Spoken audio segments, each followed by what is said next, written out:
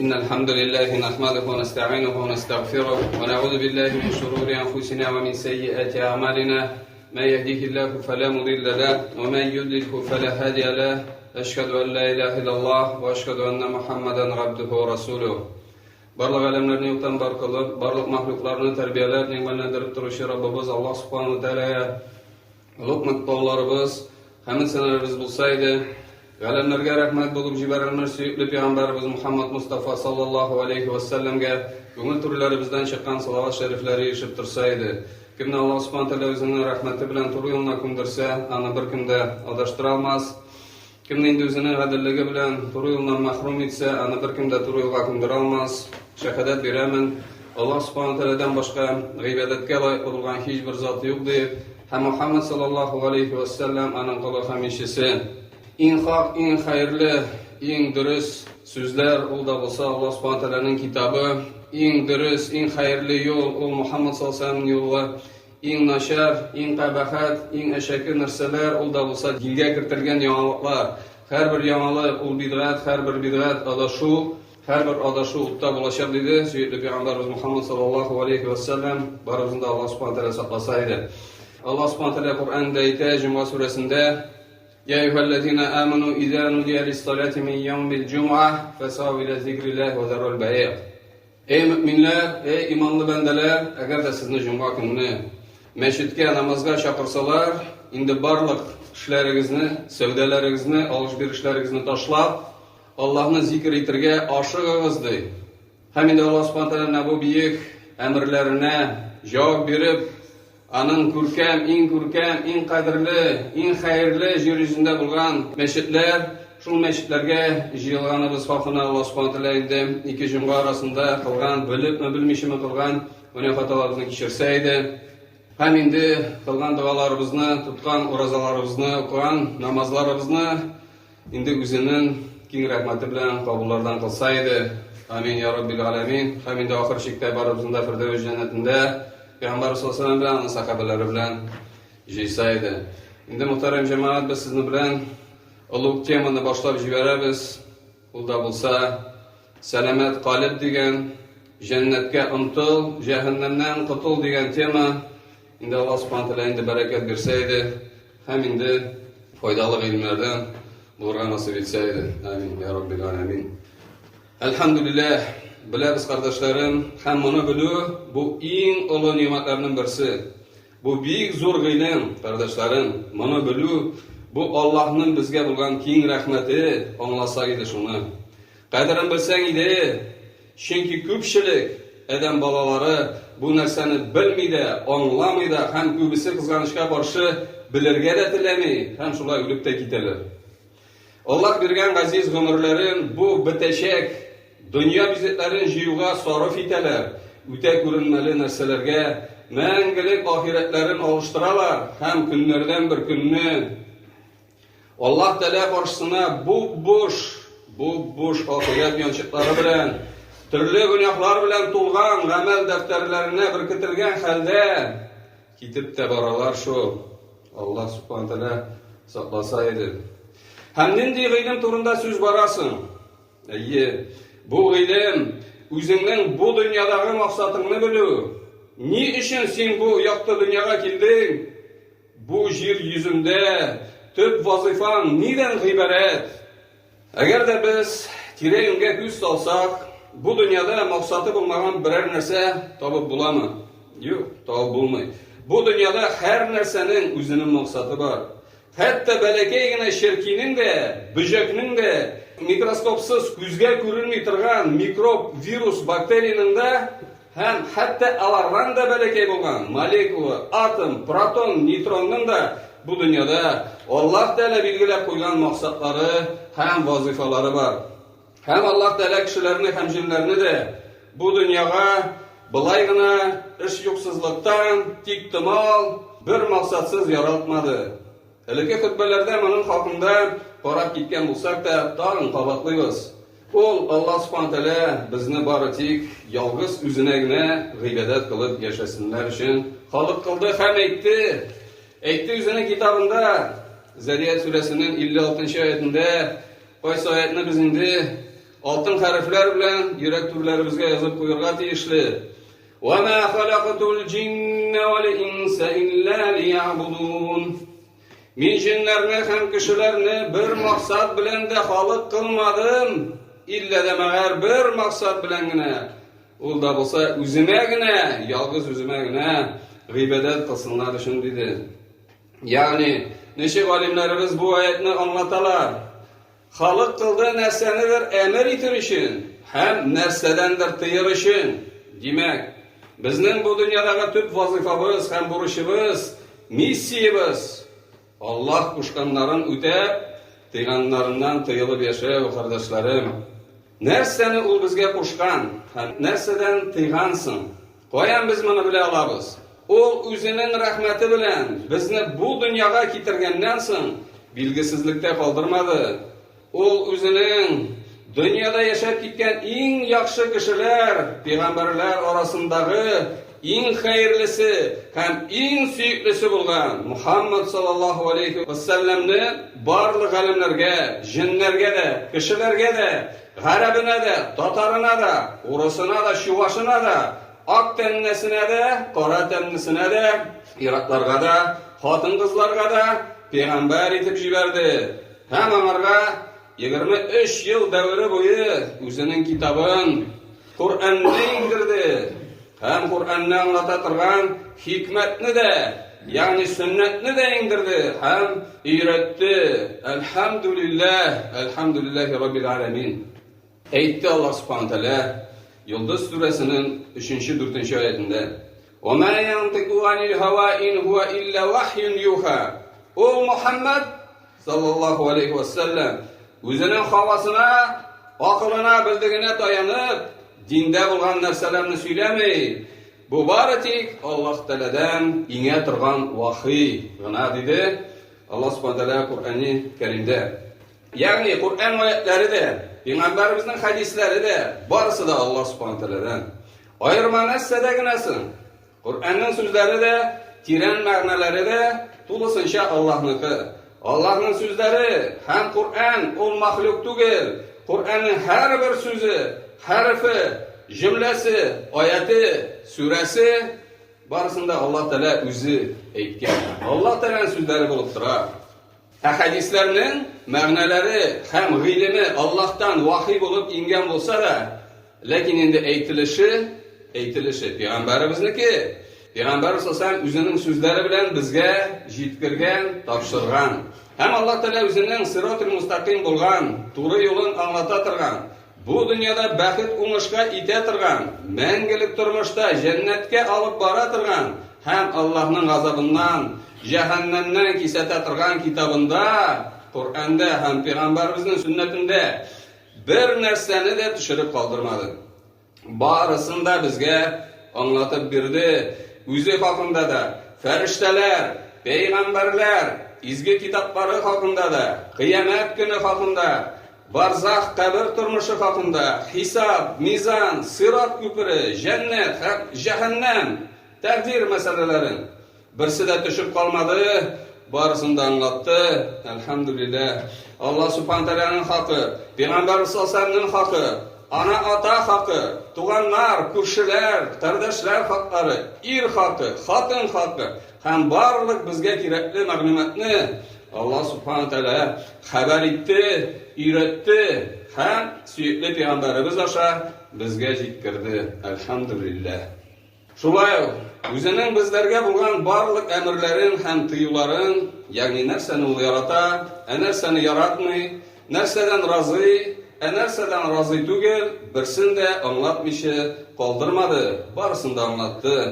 Һәм мөхтәрәм җәмәгать, аның безләргә кушкан, әмер иткән нәрсәләрдән иң зурысы һәм мөһиме ул да булса Аллаһның тәүхиден, ла илаһа иллаллаһны, Аллаһның барлыгын, берлеген, исем-сифатларының өйрәнү һәм инде өйрәнү генә түгел, тормышыбызда булдыру булып тора.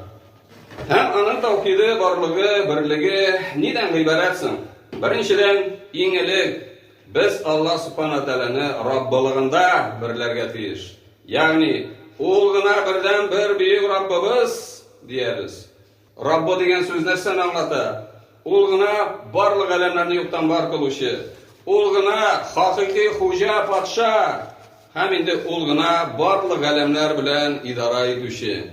Яшәешне һәм үлемне бирүче, шифаландыручы, шулай Аллаһ кына безгә санап бетерә алмаслык нимәтләр бирүче. Иң элек Кур'ан, хадисләр, шәригать гыйлеме нимәте, иман нимәте, ислам нимәте, сөннәт нимәте, сәламәтлек, иминлек, тынычлык, бәрәкәт, куаныч та Аллаһ субхана ва тәала гына бирә. Әтияни, ир, хатын, балалар, оныклар, абыйлар, апалар, сеңелләр, туганнар, күршеләр, кардәшләр нимәте, субханаллаһ, күпме нимәтләр Аллаһ субхана ва тәала безгә биргән. Ризык, кием, салым, иләр, машиналар, төрледән төрле тормышыбызны җиңеләйтә торган җиһазлар. Раббыбыз бер нәрсәне дә төшереп калдырмады. Күңелебезгә оят, виждан, михәрбәнлек һәм мәхәббәт салды. Аның нимәтләрен санап бетерү мөмкин түгел. Шуңа күрә Раббыңа шөкер ит һәрбер мизгел.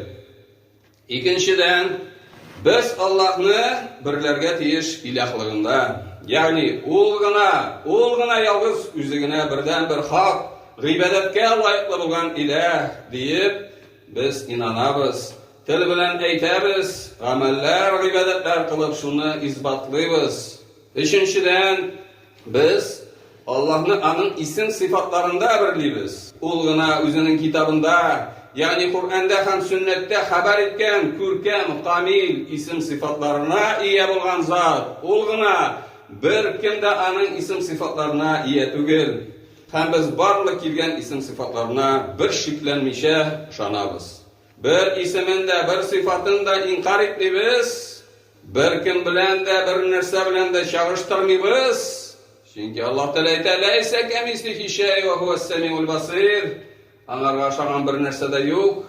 Һәм ул ишетүче, күрүче. Һәм ничек, нинди дигән сораулар бирмибез.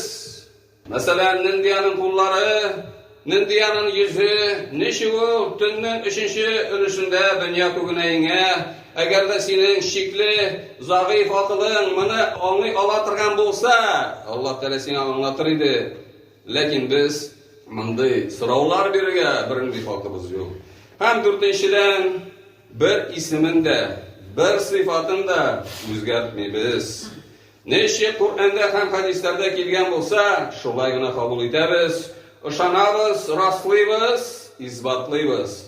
Әгәр дә ул үз-үзеннән берәр кимчелекне кире каккан икән, без дә анардан шул кимчелекне кагып, Аллаһ субхана тәгаләне паклыйбыз. Һәм Аллаһның иң олы тыйган нәрсәсе нәрсә ул? Ул ширик дип атала. Ул Аллаһка кемне дә булса, нәрсәне дә булса тиңләү, Раббылыгында булсынмы, илаһлыгында булсынмы, исем сыйфатларында булсынмы, Аллаһтан башка бүтән затка гыйбадәт кылырга ярамый. Бу иң олы гадәтсезлек һәм шөкерсезлек була. Безне бит ул Аллаһ субхана тәала үзенә генә гыйбадәт кылсыннар өчен яралты. Шуңа күрә башка затларга гыйбадәт дигән нәрсәне инде сарыф итәргә ярамый. Һәм ширик Аллаһка карата булган иң зур золымлык, гаделсезлек, һәм ул бердән-бер кичерелми торган гөнаһ булып тора. Әгәр дә кеше бу гөнаһны кылып, тәүбәсез үлеп китә икән, мәңгелек җәһәннәмгә булачак. Аллаһ сакласын. Әлхәмдүлиллаһ, кардәшләрем, чыннан да уйласак, никадәр безнең Раббыбыз рәхимле, мәрхәмәтле зат, ничек безне ул ярата, ул теләми безнең адашып, саташып, сугылып бәрелеп йөрүләребезне. Аллаһ Тәала тели безнең бәхетле булуыбызны, мәңгелеккә, җәннәткә керүебезне. Ул безләрне газиз аналарыбыздан да, газиз аталарыбыздан да ныграк ярата һәм кайгырта һәм кызгана. Ничек Бухари җыентыгында, Бухари Муслим җыентыкларында сахих хадистә килә, Умар ибн аль-Хаттаб радиллаһу анһу әйткән: бер вакыт Пәйгамбәрбез саллаллаһу алейһи ва сәлләм янында тоткынга эләккән хатыннарны һәм балаларны алып килделәр ди. Алар арасында тырыша-тырыша үз баласын эзләүче бер хатын да бар иде.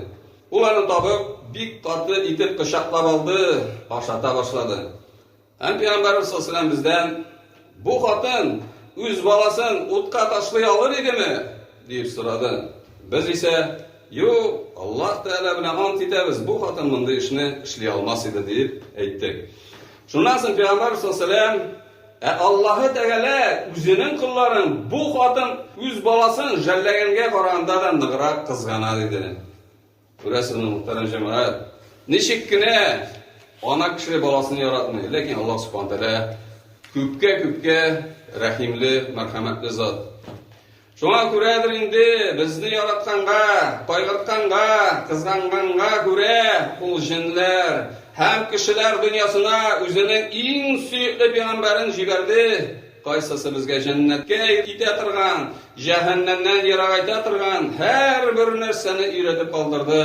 Җәһәннәмгә алып бара торган, Аллаһның рәхмәтеннән ерагайта торган һәрбер нәрсәдән кисәтте. Моны эшләмәгез дип. Димәк, мөхтәрәм җәмәгать, безнең бу дөньяда яшәгәндә төп максатыбыз ул да булса Аллаһ Тәгаләгә генә, бер ялгыз үзенә генә гыйбадәт кылу. Һәм без моны хакында искә төшереп, гел кабатлап торудан арымабыз иншааллаһ. Бәлки бу хутбаны диннән ерак булган кеше ишетер һәм туры юлга басыр. Шәхсән үзем белән дә шулай булды.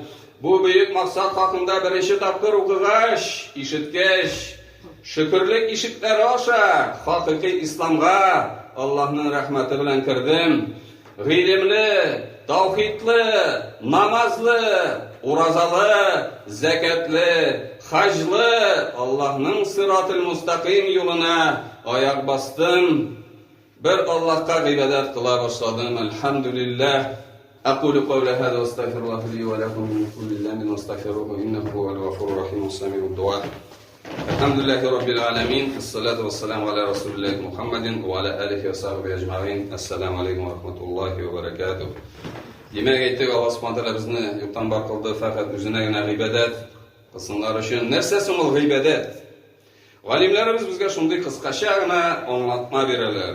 Bir qadi, bir qısqaça ғибадət ol. Барлык Аллаһ разый булган сүзләрне һәм эшләрне барысында фақат Аллаһка гына багышлап, аның ризалыгы өчен башкару. Һәм Аллаһ Субхаһу таала тыйган сүзләрдән һәм гамәлләрдән аның ризалыгы өчен тыелу мөхтәрәм җәмәгать. Сүзләр һәм эшләр алар инде ички була, тышкы була. Ички инде ул кеше күрми торган, кеше ишетми торган, кеше белми торган, үзең генә аны беләсең, Аллаһ белә. Монда нәрсә керә? Аллаһка инану, син ышанасың Аллаһка чын күңелдән, моны кеше күрмәй, шулай бит. Фәрештәләргә инану, пәйгамбәрләргә, Аллаһның китапларына, кыямәт көненә, тәкъдиргә һәм башка Куръанда һәм Сөннәттә килгән хәбәрләргә чын күңелдән бер шикләнмичә ышану монда керә, мөхтәрәм җәмәгать. Ички гамәлләргә, ички сүзләргә керә. Шулай Аллаһка карата олуглыклау мәхәббәте керә, яшерен курку, өмет, ихласлылык, түбәнчелек, хушуклык, тәвәккәл кылу, анарга сыгыну һәм башкасы. Бу нәрсә турында инде без алдагы хутбаларда җентекләр иншаллаһ барып китербез. Шулай тышкы гамәлләр була, шулай бит. Тышкы гамәлләр. Монда нәрсә? Шәригать гыйлеме алу, әйбәт, шаһадат әйтү, дуа белән ялвару, Аллаһ Тәгаләне зикр итү, Куръан уку, намазлар торгызу, ураза тоту, хаҗга бару, садака бирү һәм башка шундай инде гамәлләр керә. Менә шул гыйбадәтләр дип атала. Аларны барысында фақат Аллаһ ризалыгы өчен Аллаһка гына багышларга кирәк.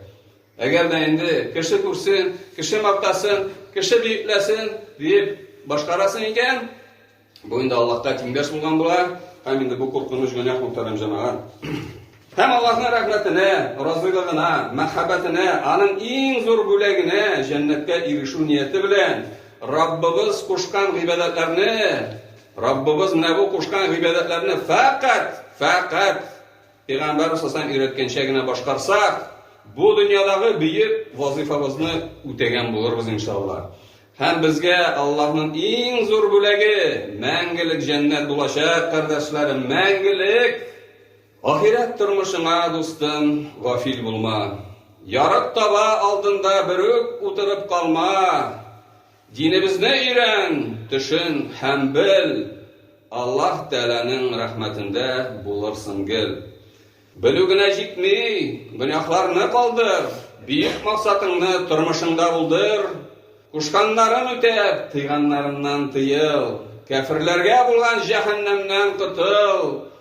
Ilgırır mineli, ömür uzun, deyip uylama. İblis bilen orası rulütkisi uylama. Keresinçe, ömür kıskar, öte de kita ol. Anlarsın tirsetlerini, tişlep bulmayı bit şul. Köfürlük, munafiklik, hem şirikten kıtıl. Mümin bol, Allah'ın rahmetine, cennetine umtul. Öte görünmeli dünya, bizning maksat tugil. Kalbimiz Allah bilen beyli bulsun her bir mizgil.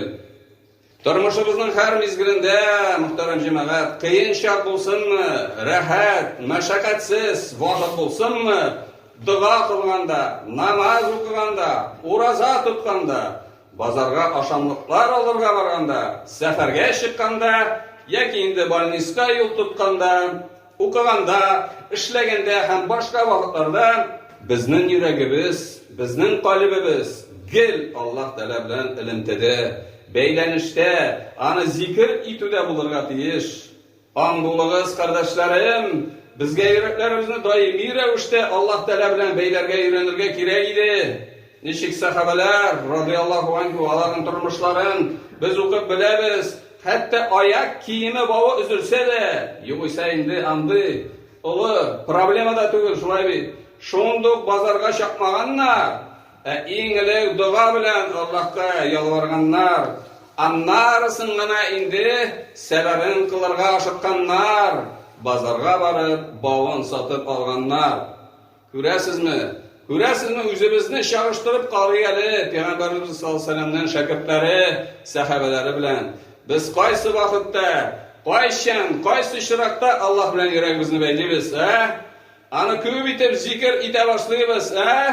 Гадәттә инде берәр сынау, бәла каза, хавыф хәтәр килсә, яки инде авырып китсәк, яки инде туганнарны, якыннарыбызны югалтсак, һәм башкасы. Бит безгә калбыбызны, йөрәгебезне гел Аллаһ Тәала белән бәйләргә кирәк. Аллаһ Тәала әйтә 152-нче аятында Бакара сүрәсенең: "Фазкуруни азкуркум" Мине зикр итегез, мине истә тотыгыз, мин дә сезне zikr etermen, iske alırman deyip. Kimdir aytırga mümkün? Bula turgan narsa tugul indi bu big ağır deyip.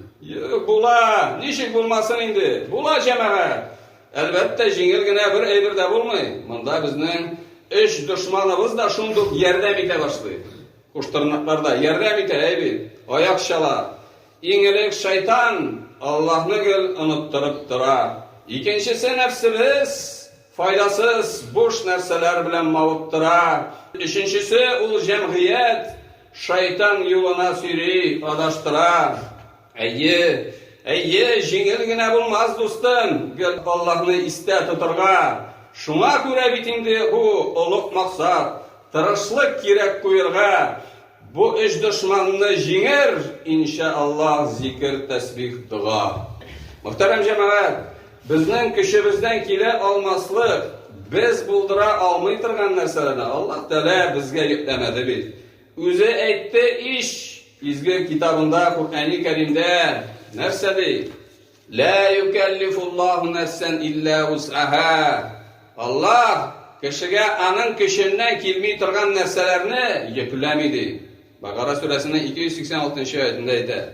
Ey kardeşlerim, özünün kişine, akılına, gıylımına, derecene, baylığına, tecrübene, türlü yukarı keneti urunda oturatırgan tuğanlarına, dostlarına, svezlarına, yüreğin bilen dayanma, bürük yüreğin bilen dayanma, tevkelleme. Bu kardeşlerim şirik bula. Allah'ka tindaş kılı bula. Bir Allah'ka gana tevekkellerge hem dayanırga tiyişli. Niçin? Çünkü tevekkellik, yüreğin bilen tayanu tapşırı ol gıybedet muhterem cemaat. Yürek gıybedeti, işki gıybedet. Gıybedetlerini etkeni bir şey indi. Biz Allah'ta gına bağışlarga hem kılırga tiyişli. Bit Allah Teala bizni şunun işine bu dünyaya yaratkan. Niçiksin dürüst bula? Allah kuşkança bula. Bir gadi cemaat, iňilik Allahqa tevekkül diýsin, ýüregiň bilen aňa taýanasyň, tapşyrasyn, annarysyn inde tiýişli bolgan, uranyna tory kelgen sebebin kılasın. Soňundan üzüňniň kılgan sebebiňe taýanmaýşa, ümitlenmeýşa, netijeni Allah'tan gına kötersin. Mine gadi. Netije bitul fakat Allah subhanahu teala'dan gına. Çünki bileriz, köpmegine sebebin kılıp da Allah Teala tilemese, Allah Teala vermese, netijege erişip bulmay. Misallarını dünya hakkı getirge bular. Mine mesela iri de selamet, hatıны da selamet, bütün sebeplerini de kılalar.